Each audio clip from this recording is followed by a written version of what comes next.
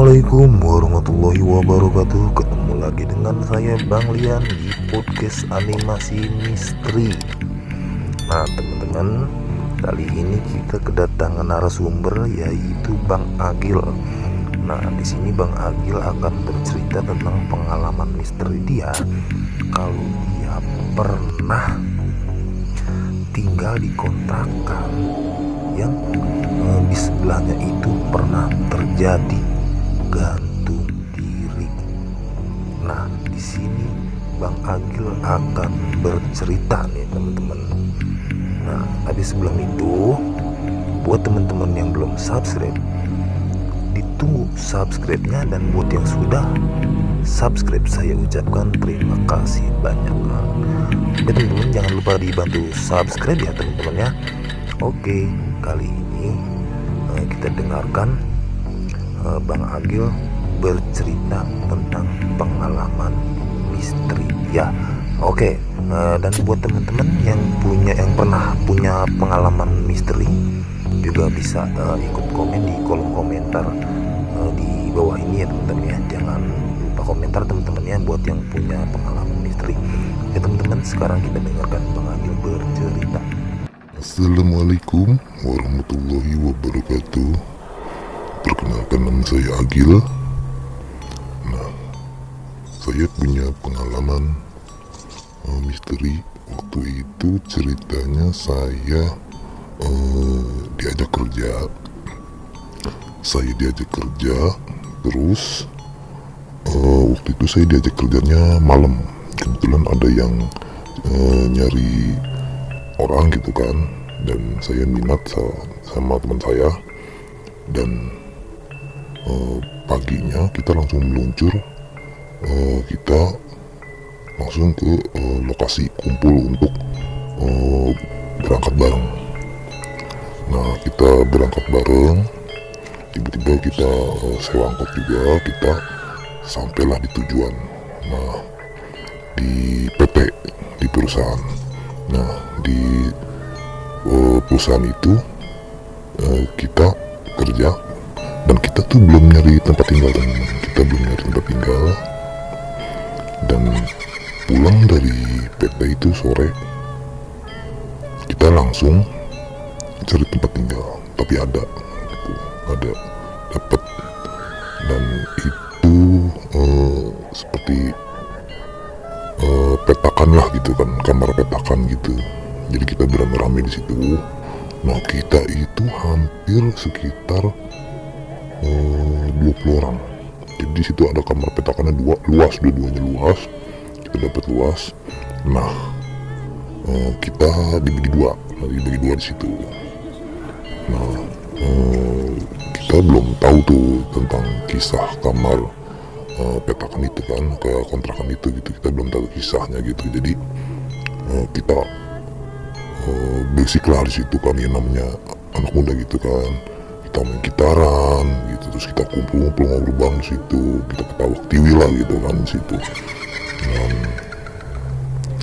pada suatu hari kita ketemu sama ibu-ibu situ, kita ya ngobrol-ngobrol gitu kan sama ibu-ibu situ. Kita ngobrol.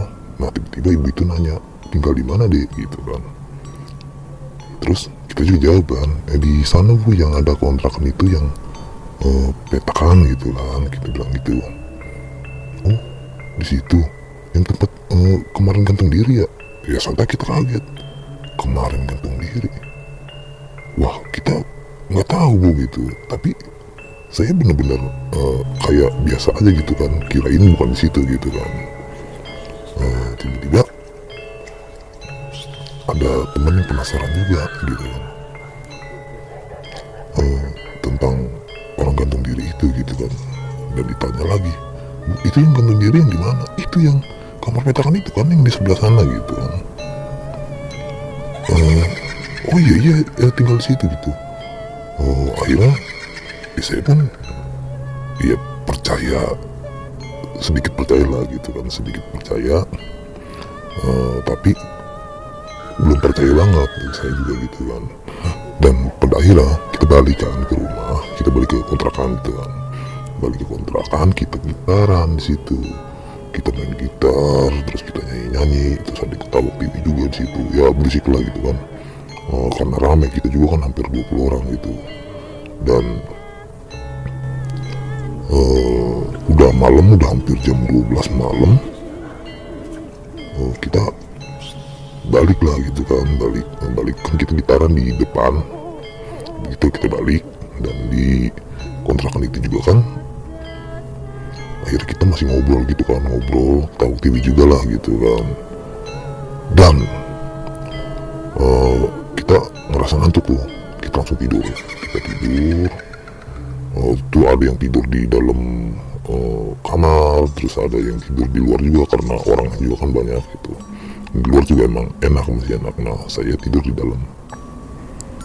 Itu hari ketiga kalau nggak salah, hari ketiga lah saya tidur. Dan ketika saya tidur, saya seperti orang sadar. Itu saya bener-bener jelas banget saya melihat ada sosok pocong 3. Itu gede semua. Dan yang satu, ya dia kayak apa ya, kayak ngasih tahu lah ke saya gitu kan. Dia juga sempat ngenalin namanya dia siapa gitu kan. Terus dia bilang kalau saya itu di situ berisik. Jadi sehabis dia ngenalin nama dia bilang kita tuh di situ ganggu dia lah gitu kan, berisik gitu. Itu benar-benar saya ngerasa itu kayak setengah sadar lah gitu. Saya sedikit sadar gitu.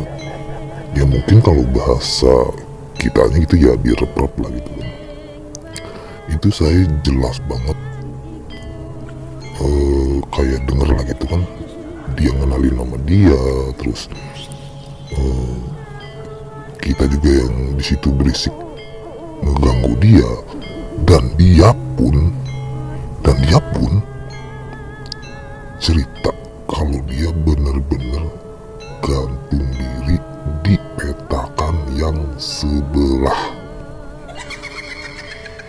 petakan saya. Itu dia bener-bener cerita dia gantung diri di situ.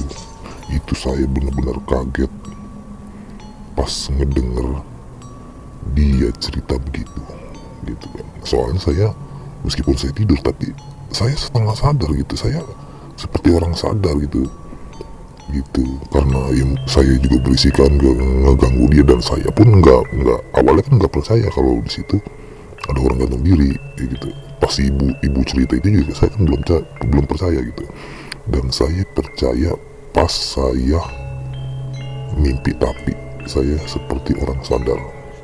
Dia jelas, dia cerita dia gantung diri di kontrakan yang sebelah, di kamar petakan sebelah gitu kan.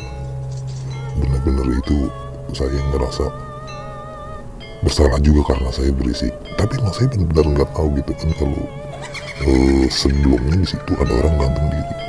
Dan ternyata dia gantung dirinya itu ya 3 hari sebelum saya isi kontrakan itu gitu. Itu dia gantung diri di situ. Makanya saya bener-bener kaget banget. Itu saya kaget banget, dan saya juga bingung gitu kan, harus kayak gimana lagi gitu. Dan akhirnya saya pun cerita sama temen-temen saya tentang mimpi saya itu gitu kan. Akhirnya teman-teman pun percaya atas apa yang ibu-ibu itu tanyain gitu kan. Yang di kontrakan ada yang gantung diri itu gitu kan. Akhirnya percaya juga, terus temen-temen percaya juga karena cerita dari mimpi saya itu. Akhirnya bener-bener kita percaya kalau 3 hari sebelum kita isi kontrakan itu benar-benar ada yang gantung diri situ, dan itu jelas. Dan lebih jelasnya lagi, kita itu bertanya kepada orang yang masih isi di kontrakan yang digantung dirinya itu, dan ternyata itu adalah adiknya. Itu yang gantung diri itu adiknya, dan kita bertanya sama kakaknya, itu bener nggak kejadian kayak gitu, mohon maaf sebelumnya gitu. Dan ternyata kata kakaknya itu benar gitu, benar. Dan kalau nggak salah itu dia gantung diri frustasi karena cinta, itu karena cinta.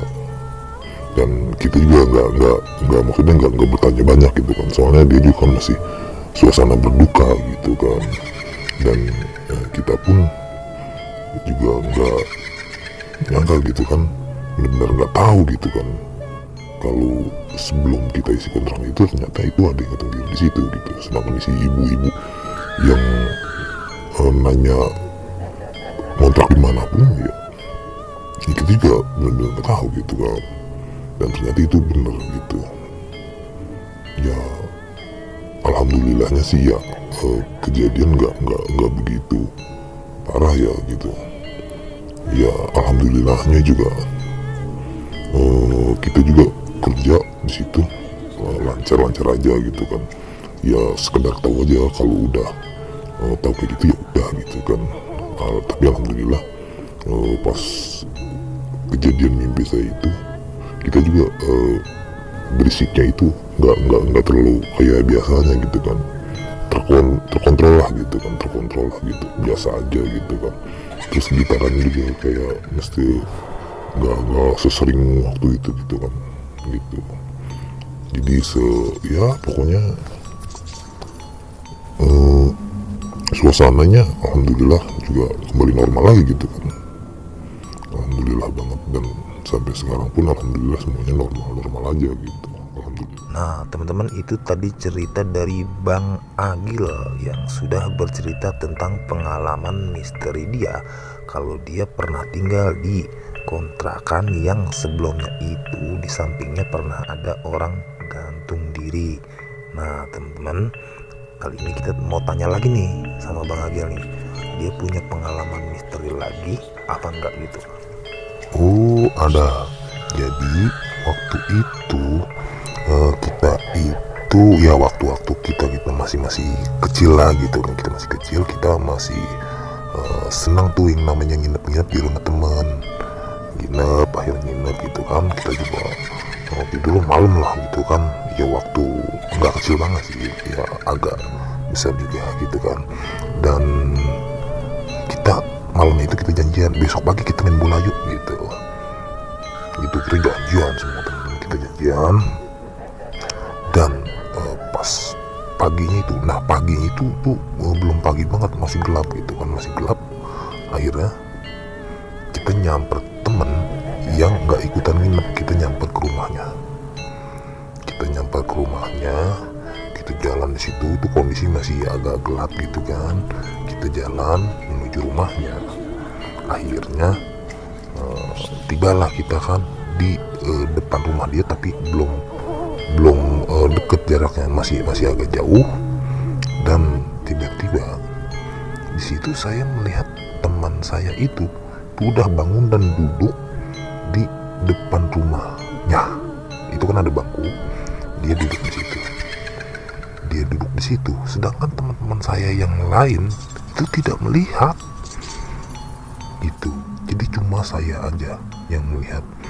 Dan saya pun sempat memanggil dia gitu kan, terus mengajak, ayo main bola yuk gitu. Ternyata teman saya yang lain tidak melihat itu.